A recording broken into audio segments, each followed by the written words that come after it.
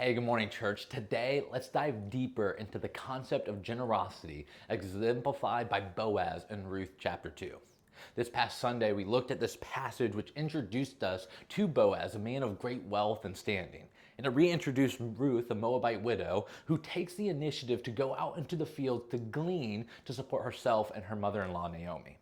We see in Leviticus 19 that God, he commands the Israelites to leave the edges of their fields unharvested and not to be so meticulous in their harvesting that everything they had was collected.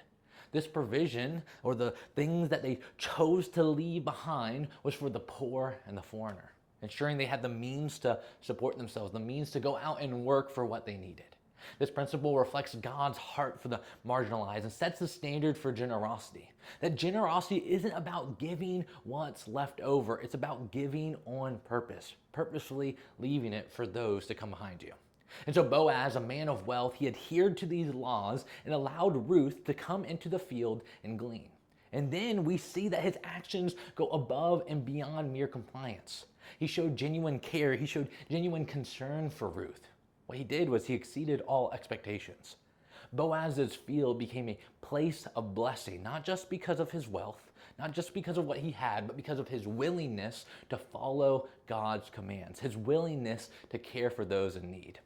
His generosity, it flowed from his character. It flowed from his faithfulness to God's principles to love others. You see, generosity is a part of the core for creating a community where everyone is contributing and everyone is cared for. It's not just about financially giving either, but about our time and about our talents as well. It's about seeing the needs around us and then after seeing those needs, being moved by compassion and acting to meet them in whatever capacity necessary. You see, we can create fields of blessings in our workplaces, our communities, our church, and our families by being intentional in our generosity. And so here are 3 ways to apply this principle of generosity into our lives. Number 1, purposeful giving. How can you be intentional in your generosity?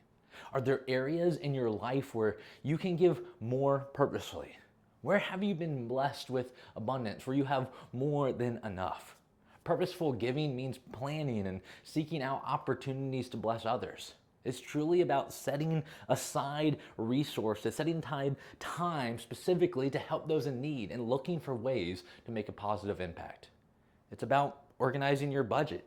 It's about organizing your calendar to intentionally bless others. Number 2 is seeing needs. Are we actually aware of the needs around us?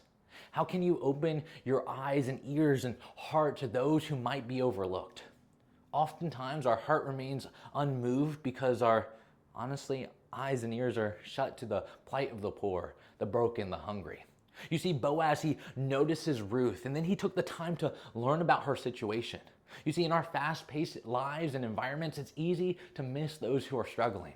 We need to make a conscious effort to see and to respond to the needs of those in our communities. We know the saying, ignorance is bliss. But ignorance is not bliss for those around us who are calling out for help. And number 3, operating from more than enough. We need to operate from a lens of gratitude, seeing what you have rather than what you lack. This means us taking the time and recognizing the abundance in our lives and focusing on our blessings that we already have. When we shift this perspective to see the wealth of blessings we already possess, it cultivates a heart of generosity. This mindset helps us appreciate what we have and then inspires us to share your resources, your time, and your talents with others. That's why last week we started with things we're thankful for. True generosity springs from a sense of gratitude, recognizing that everything we have is a gift from God, meant to be shared abundantly as He shared so abundantly with us. And so those 3 things, purposeful giving, seeing needs, and operating from more than enough. May we reflect, pray, and act on these things. May it allow each and every one of us to create fields of blessings wherever we go, living out God's principles in our daily lives. And so your engagement question for today. Generosity, let's be real, can sometimes be challenging to practice consistently. And so maybe a question to encourage others and give some advice. How do you involve your family and your children, your spouse in demonstrating and cultivating a heart of generosity? What practical steps or activities do you use to teach them, your family, your friends, your husband, your wife, the values and joy of generosity?